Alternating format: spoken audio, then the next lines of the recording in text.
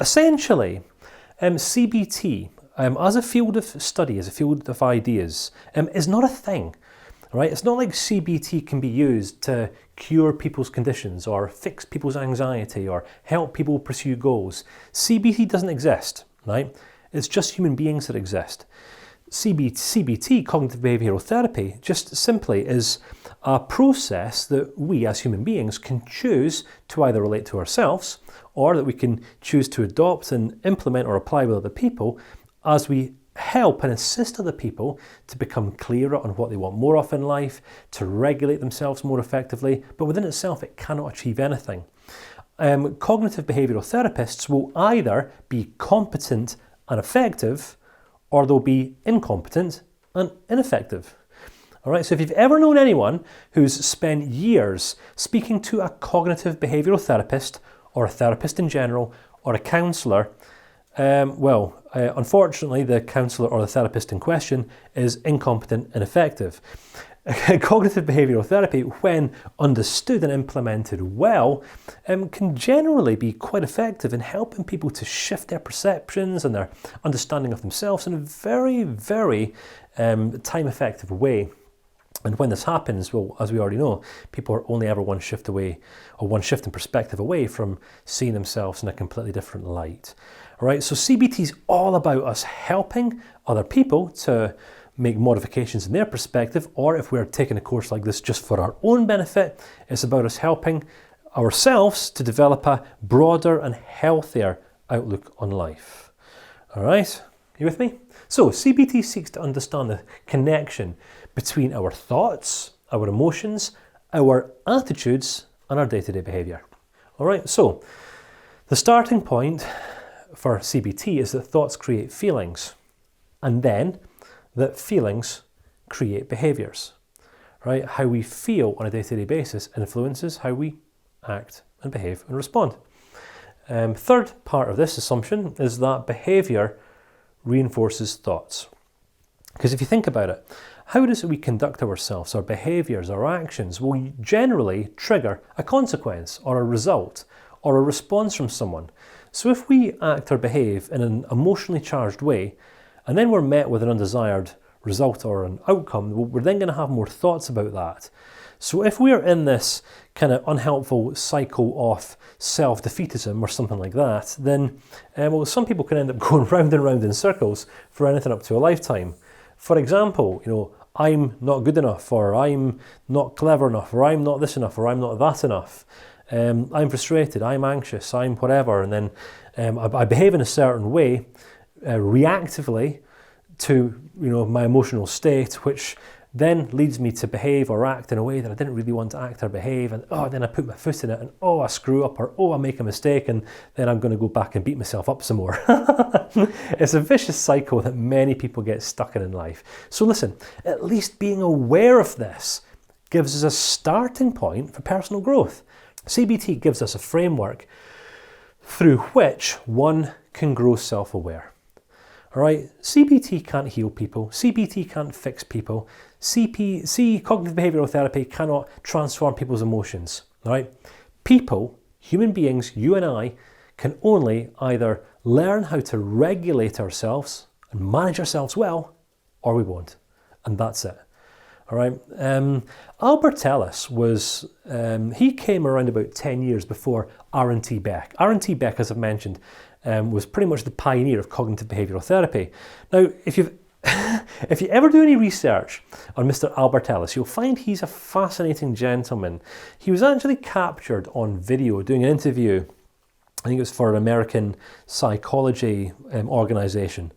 And I watched this video maybe 5 or 6 years ago. Now, there was me thinking that I'm quite an outspoken, in-your-face kind of guy. And then I came across Albert Ellis. Right, I was watching this video he was having a conversation with an interviewer talking about how most expressions of therapy are completely ineffective. And Albert Ellis's response to this was, yep, and that's because most therapists are arse-lickers. Albert Ellis said that most therapists are arse-lickers who will spend their time appeasing their clients, right, doing their best to affirm them or make them feel happy in the short term, because this is essentially what enables and manipulates clients to come back week after week after week after week. And why is it that therapists would want their clients to come back week after week after week after week? And that's right, okay. So I'm not going to say any more than that, all right? I'm just saying, but cognitive behavioural therapy was not established as a means by which to create codependent relationships. Clients who are dependent on their therapists and therapists who are dependent on their clients' money. All right, I shall say no more. Although it enables identification of destructive and unhelpful thought patterns and sources of unhelpful states. All right, so when we're talking about state, we're talking about the way that we show up each day. There's a good chance you're going to be in a state right now. I might have said something that you disagree with and you're getting yourself in a right state. Or you're sitting back thinking, oh my goodness, this guy's all right. He seems to know what he's talking about. All I'm talking about is the experience that I've had, really, and a couple of little bits of theory here and there. So maybe you're in a positive state. Maybe I've said something that's just uplifted you, that's perhaps encouraged you. Maybe I've said something that's given you a little bit of hope, so you're feeling a bit more upbeat or something like this. Well, even if you are feeling upbeat right now, or maybe you're feeling really stressed out because I've said something you don't like, all right, I'm not the source of your emotional state. You are. You are the source of every consequence that you have in your life. You are the primary source of every result that you have. Now, some people will say, but I'm a victim, this person victimized me. Yeah, that's very much might be the case. There may very well be some people out there who have said and done some things to you that you didn't want to have happened. But still, you have the final say in how it is that you respond. Right, I want to share with you just an interesting story here. As you'll probably gather, I'm a guy who tells stories. I mentioned that I served around about 9.5 years or so in the military, right, in the British Army.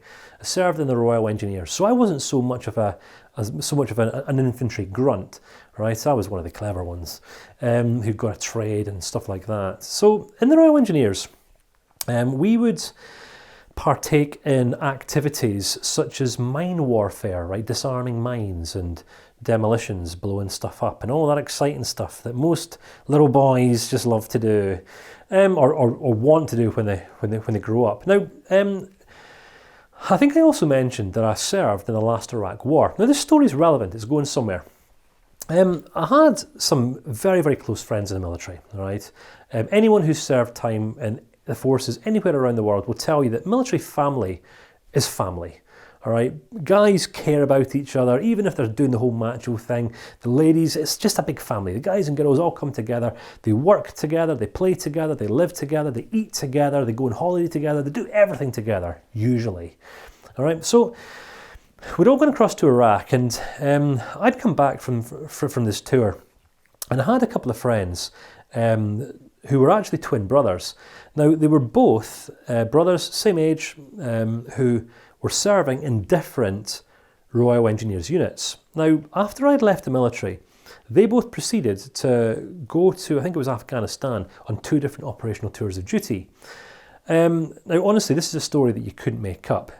I think it was 2004. One brother had gone on a tour to Afghanistan, and I think he was in the main province. He triggered an IED, which is an improvised explosive device, which had blown off the lower part of his left leg. Now, 12 months later, his brother, he'd been medically discharged, right, got a big military payout, all that sort of thing. 12 months later, his other brother was over in Afghanistan. And as I say, you couldn't have made this up. He was doing a patrol, triggered an improvised explosive device, and lost his lower leg off his other leg. So one brother lost the lower part of one leg, the other brother lost the lower part of the other leg. Now you might be thinking that's horrendous. Well, yeah, it was absolutely horrendous. Brother one was into athletics, right? So yeah, he went through a little bit of counselling. He had obviously some things to work through, which is completely understandable. And over the process of around about 2 years, he ended up getting one of these aesthetic legs paid for by the government, and he actually just carried on with life. He got back into Olympics, Paralympics, And I think he even got nominated for the Paralympics, whenever it was, around about a decade or so ago now. Anyway, cut the story short, the last I heard of him, I've not heard from him for many, many years, but he was actually working with a charity group that actually encouraged and mentored young disabled children who lost limbs in Olympics, encouraging younger generations to make the most of what they had rather than focus on what they didn't have. All right. So, yes, adverse life experience, but ended up in something positive. Now, that was one brother. The second brother, the last I heard of him, was still sitting on the streets of London with the hat out in front of him, begging for change, with his sign saying, you know, I'm a veteran, help me. Now, I'm not saying anything here, other than we each have a choice. Two twin brothers, exactly the same age, from the same family, exactly the same upbringing, both lost a lower leg. One, yeah, it took him a bit of time to get over it, of course it did, naturally, but he got on with his life and he made the most of what he had. The other brother, as far as I'm aware, is still sitting around waiting for someone else to take responsibility for his life today. Right, now that's an extreme story. You get to decide how you respond to that. So, CBT enables identification of destructive thought patterns and the source of unhelpful states. Guess what the source of our unhelpful states resides? That's right, it's in here. It's the attitude that we take towards the experiences that we have. You do not need techniques, all right? I cannot impress this upon you enough. There are a lot of people out there today, a lot of training organisations out there. Come on, I think the whole world's gone online course creation mad, all right? The magical 3-step processes and the mystical techniques, and you can get energy healing. Just someone comes along and clicks their fingers and says some words and your life is just magically transformed. This is a crock of nonsense, all right? The truth of the matter is that empowerment in life only comes as we take responsibility for the part that we're playing in our own consequences, all right? As Albert Ellis proposed all these years ago, most therapists are arse lickers. Now, I wouldn't say that. That's a terrible thing to say, all right? But it's actually quite true. All right? There are more therapists out there today who are more interested in pretending to be the miracle workers with all the answers and the quick fix processes. But guess what quick fix technique doesn't do? Quick fix technique does not resolve long-term problem, doesn't resolve the unhelpful patterns of thinking that we developed earlier on in life. It doesn't confront or make modifications in the unhelpful beliefs that we develop about ourselves. Techniques, what, for the purposes of feeling better about how we live our lives today? Guess what the long-term solution is? The long-term solution is personal growth, which only comes about as we grow in self-awareness of the areas in our life that we can actually grow and improve in.